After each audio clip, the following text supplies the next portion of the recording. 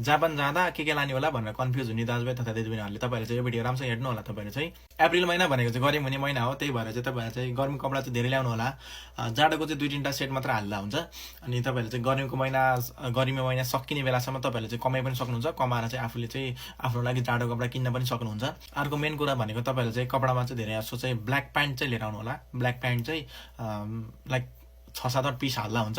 केटीहरूले चाहिँ केटाकेटीले चाहिँ फर्मल प्यान्ट पनि लाउँछ होइन, फर्मल प्यान्ट चाहिँ धेरै ल्याउनु होला। त्यसले के हुन्छ भने काम गर्दा पनि एकदम सजिलो हुन्छ। अर्को भनेको जुत्ता कालो जुत्ता चाहिँ 3-4वटै हाल्नु होला, किनभने यहाँ एकदम महँगो छ। चप्पल चाहिँ त्यति युज हुँदैन जापानमा, जापानिजहरू त्यति लाउँदैन, नेपालीहरूले लाउँछ कि, तर धेरै जस्तो जुत्ता युज हुन्छ, त्यही भएर जुत्ता ल्याउनु होला। जापानमा चाहिँ एकदम महँगो छ जुत्ता। सानो चाहिँ एउटा नेपालमा 100 रुपियाँ पाउने चप्पल पनि जापानमा यहाँ 3-4 हजार पर्छ है। त्यही भएर चप्पल भन्दा पनि जुत्ता चाहिँ ल्याउनु होला। अर्को भनेको औषधिमा चाहिँ तपाईँहरूले चाहिँ धेरै कुरा भन्दा पनि फिभरको, जस्तै कि ज्वरो आएको, त्यसपछि टाउको दुखेको, रुगा लागेको औषधि धेरै ल्याउनु होला। त्यसपछि जुका लागेको औषधि, त्यसपछि ग्यास्ट्रिक औषधि धेरै ल्याउनु होला। अनि अर्को भनेको केटीहरूलाई चाहिँ मेन्सुरेसन भन्दाखेरि दुखै कम गर्ने औषध ल्याउनु होला।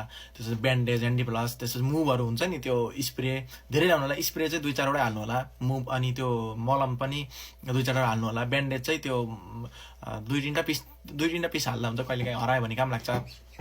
अनि अर्को भनेको इलेक्ट्रोनिक सामानहरू चाहिँ तपाईँहरूले चाहिँ के ल्याउँदा सही हुन्छ भने तपाईँहरूले चाहिँ ल्यापटप छ भने ल्यापटप ल्याउनु होला है। अहिले चाहिँ काम लाग्दैन कि सेनबन गएको पुग्दा चाहिँ काम लाग्छ। अनि अर्को भनेको पावर ब्याङ्क ल्याउनु होला। त्यसपछि युनिभर्सल चार्जर भनेको, जस्तै कि जापानमा चाहिँ ए टाइपको चार्जर हुन्छ है, ए टाइपको चार्जर 2टा मात्र पिन हुन्छ। अब नेपालमा चाहिँ हुँदैन कि, एडाप्टर चाहिँ ल्याउनु होला। यहाँ जापानमा चाहिँ एकदम धेरै काम लाग्छ। अर्को भनेको स्टेसनरीमा चाहिँ के ल्याउने होला